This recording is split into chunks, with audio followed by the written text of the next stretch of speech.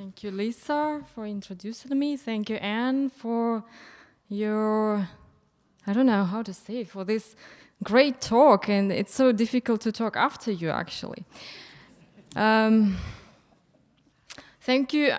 I would like to say really thank you, Suzanne Garot and the government of Quebec for inviting me here and for this honor and pleasure to talk to you, to exchange ideas and to talk about my own experiences.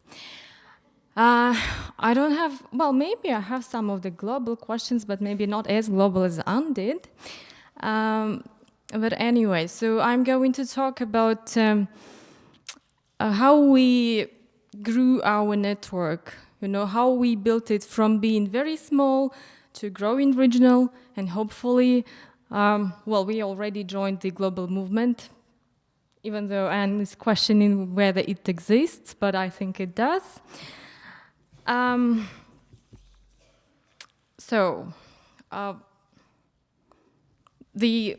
network is the network of the Republic of Bashkortostan. And I know the first question you actually really want to ask.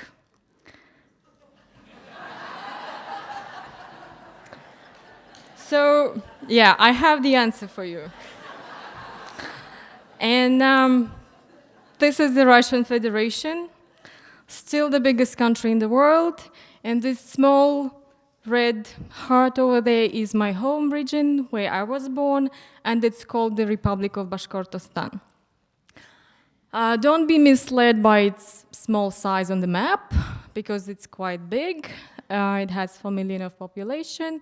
It has 2 official languages, because we have another major ethnic group, not the Russian one, but Bashkort. So maybe we are in this, a little bit like Quebec, you know.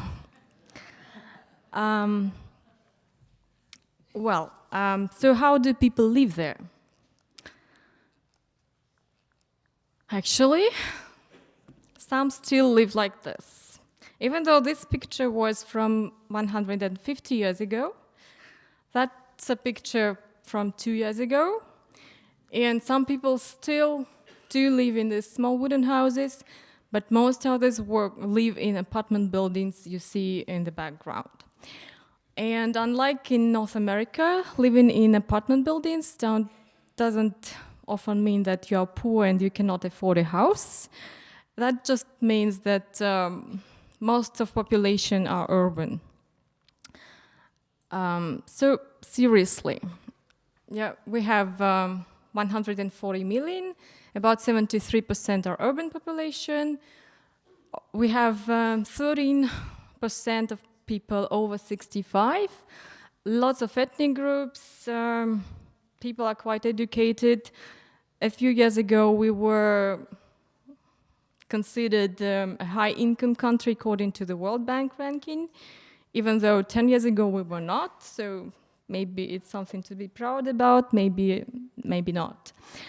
The minimum pension, though, is quite low. Don't be surprised, 150 euros, that's very little. I don't know how people survive on that, but most pensioners do get more.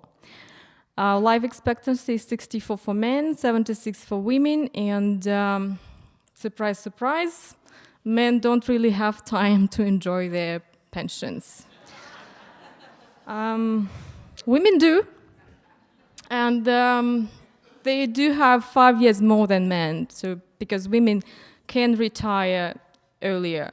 Well, these numbers don't mean that they have to retire, but they become eligible for the government pension, so that 150 euros. I wouldn't be happy about that, but, well. So, you see that's like, it looks like Gagarin's, spaceship now, because it moved just from the research to some age-friendly projects and grow into the regional network. The only spot we are missing there is the global movement on the higher end. But to make this short story long, it took actually quite a lot to build this age-friendly startup. And we started really small. We started from just a very little project. We called it a third age university, and we only had a couple classes at the beginning, and like 10 people joining the classes. But then we grew, we built a lot on culture,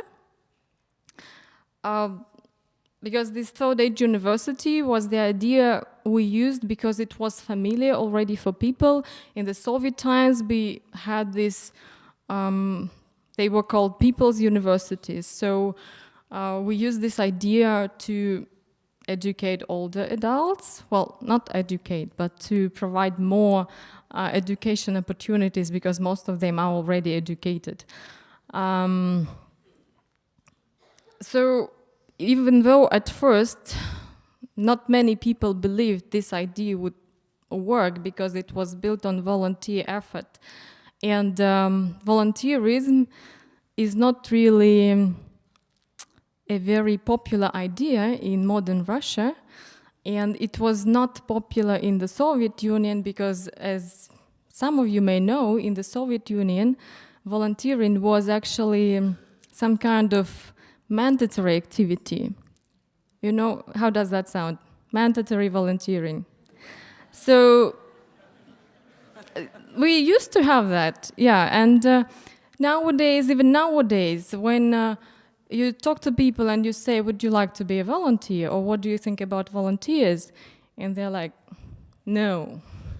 What is that? Why would you do that? So it was not easy, but we did that. Well, one of the most important pieces here is building awareness. And for me, it's one of the key bricks in this building, you see? Because as soon as people understand that they can do things, that age-friendly is important, as soon as they buy in, they start helping you, they start doing things with you. And building partnerships, cherishing partners, that's another key idea for me to becoming a global movement or any movement at all. So I have a few pictures for you from my organization. Oh. Well. Yep. So these are the kind of projects we have in our organizations, and some of them did become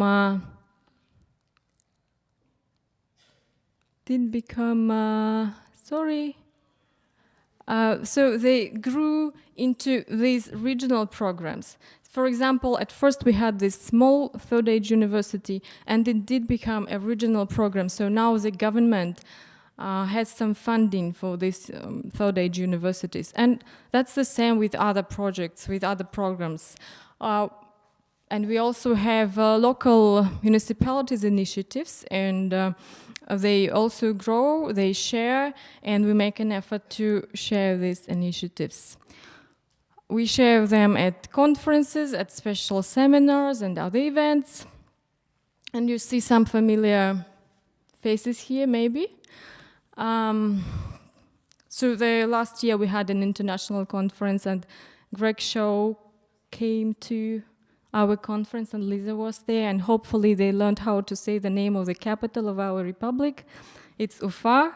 And this picture for me illustrates kind of this, the local initiatives, the global leaders, and also there's a minister of labor and social welfare there who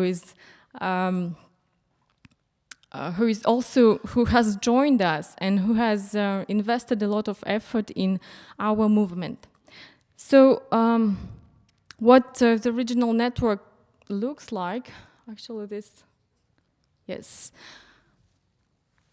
could be helpful, could be not, I don't know, but that's what we have. We do have a regional supervisory council and administrating bodies, and you see there are actually 3 of them, and that's a problem.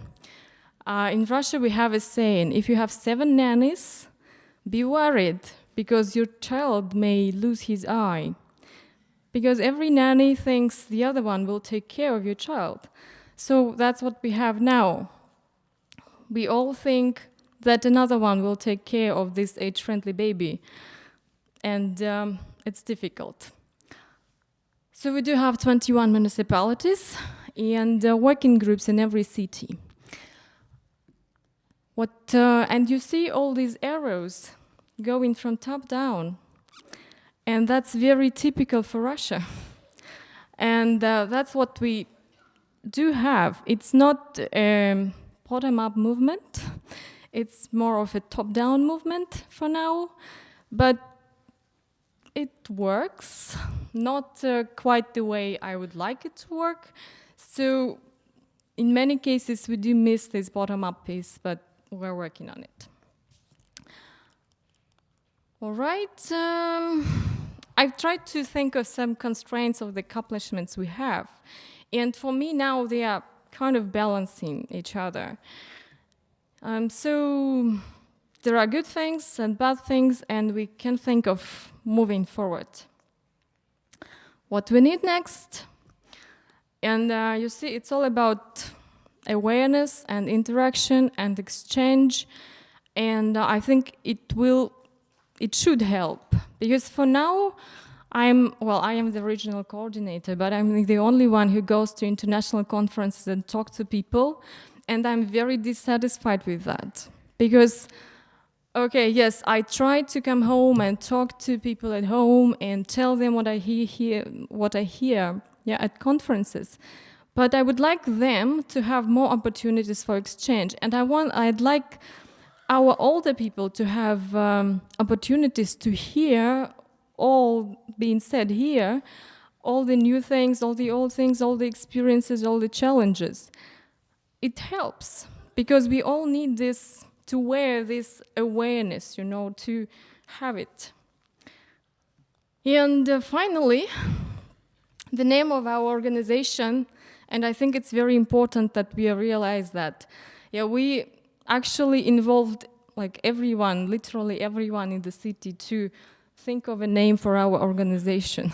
And it translates from Russian, my years are my treasure, and we also have the English name wisdom ripening.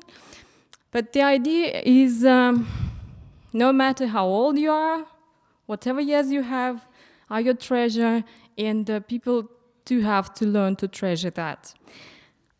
So with that, thank you very much. Let's, with our treasures, think about what we need for global movement. Thank you.